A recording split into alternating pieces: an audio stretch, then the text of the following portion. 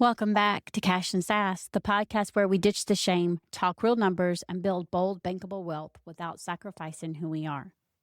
I'm your host, Lisa Marie, fractional CFO, money mentor, and the sassy wealth queen behind Transcendent Wealth Co.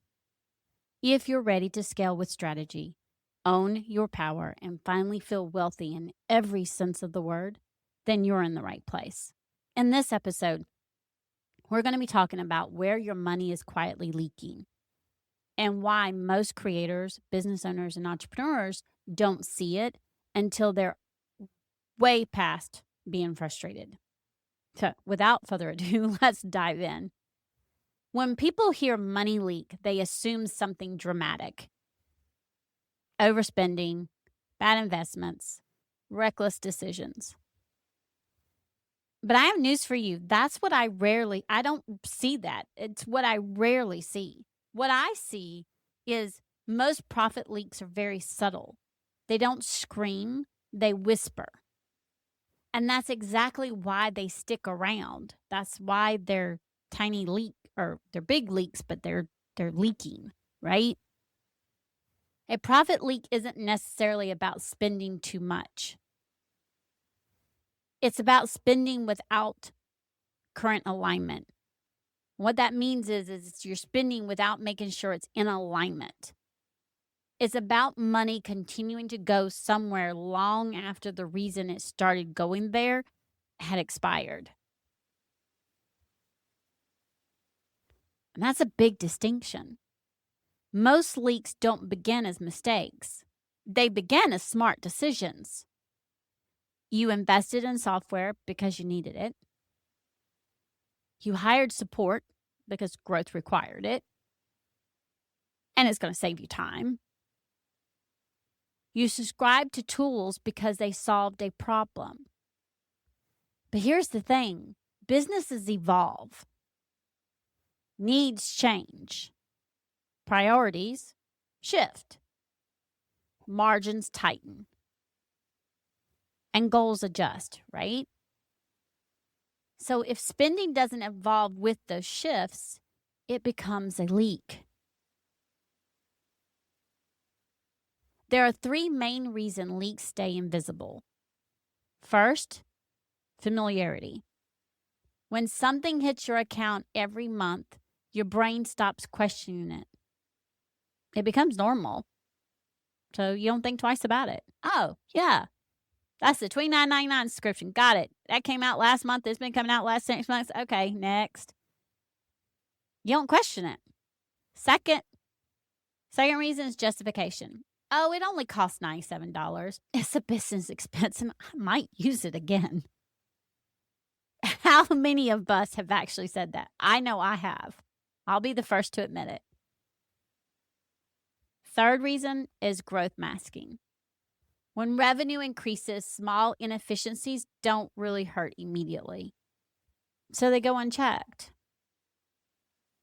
Until one day you think, I'm making more, but why doesn't it feel like it? That's the leak catching up. Let me give you something practical, an example, okay? A client once came to me frustrated because her revenue had grown by almost 40% year over year, but her take-home pay hadn't changed much. She assumed the issue was taxes, or maybe inconsistent income, meaning the cash flow, or a part of the cash flow with the income coming in. When we looked closer, here's what we found. Old contractors still on retainer who weren't fully utilized. Multiple overlapping software subscriptions doing similar things. Marketing spend that hadn't been reevaluated since her earlier growth stage. Now, one of the things I need you to understand is none of this is reckless. None of it was reckless. None of it was irresponsible. But collectively, it was quietly draining tens of thousands of dollars per year. She didn't need to make more money. She needed to realign existing money. And that's where I want you to understand the difference. Because that's a key. That's a key difference. She didn't need to make more money. She needed to realign existing money. Here's the thing. Here's what's rarely talked about. Leaks don't just drain your profit. They drain trust. When you don't know where money is slipping, you feel cautious, you hesitate to invest, you tighten spending in areas that actually matter, you hold back from growth moves, not because you lack ambition, because your system doesn't feel clean. And a messy system creates internal friction. A lot of people will look for leaks by asking, where am I overspending? The problem is that question is incomplete. Instead, ask, if I were rebuilding my business today, would I choose this expense again? Or, and that question changes everything. And here's the other question you can ask. Am I still using this software? Looking at that, am I using this software and this software, or is this software and this software overlap?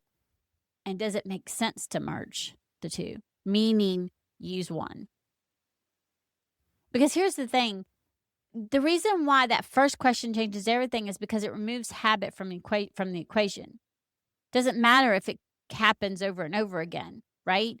And when you're asking yourself, would I use it? Am I using this still? And the answer is no. It forces intentionality. It pulls you into leadership. It goes, hey, wait a minute. I'm paying for this and paying for this. No, I don't want to do this.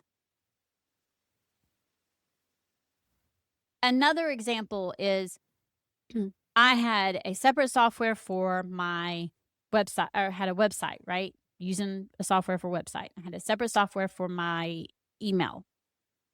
And then I was going to have another one for tracking leads and customers, etc. And the issue is the people that I was having as my team at the time, there was no communication like I thought. So instead, I pulled back in, went back to a core team, had a new person come in, part of the core team, and we now meet weekly and we look and we say, where does it make sense? Does it make sense to still be using this task management software? I don't want to use two. So what makes sense? Does it make sense to have a separate email system, or does it make better sense to have my website and my email system and all my tracking be in one? Over time, I'm going to save money because we're cutting out some of the things. We're not going to be spending money on a form software when I can use a different one that's free. We're not going to have to spend as much money on an email software because we're combining it. It's analyzing and being intentional because, again, growth changes, things change, and it's saying, okay, how can I build intentionally with stability, long-term growth, and know what's going on with my money, right? After this episode, I want you to do something really simple. Don't analyze your entire financial picture.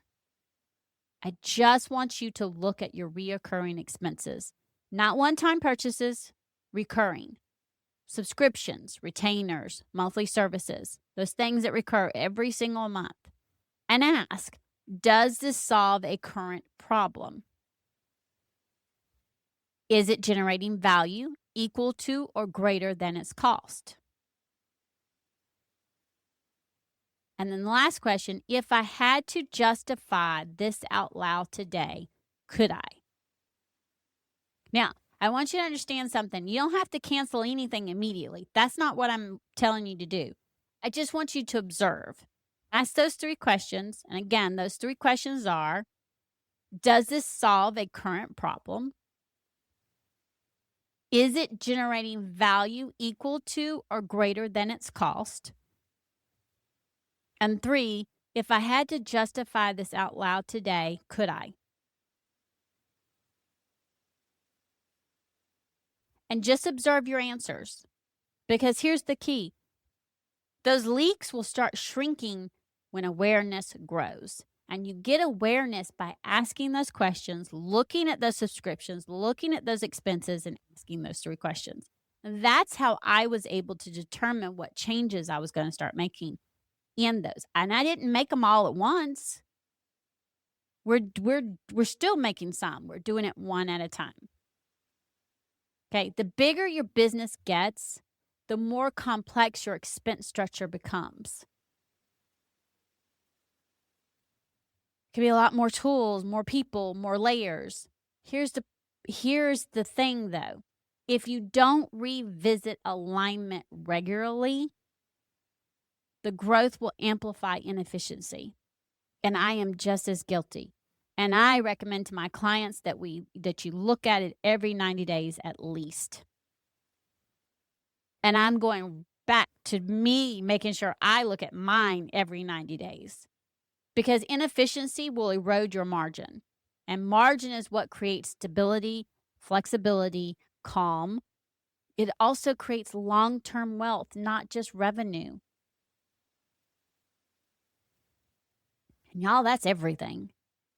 Most entrepreneurs will chase growth when they feel financial pressure. But so often pressure isn't a revenue problem. It's an alignment problem. And more sales will not fix misaligned spending. You will just keep spending. More hustle won't correct unexamined habits. Leadership will. And you have to have the knowledge and you have to have the awareness in order to have it. This episode isn't about cutting everything. It's about cleaning. When money is aligned with your current priorities, it will feel lighter. When money flows intentionally, it builds trust. And trust is what allows you to scale without anxiety.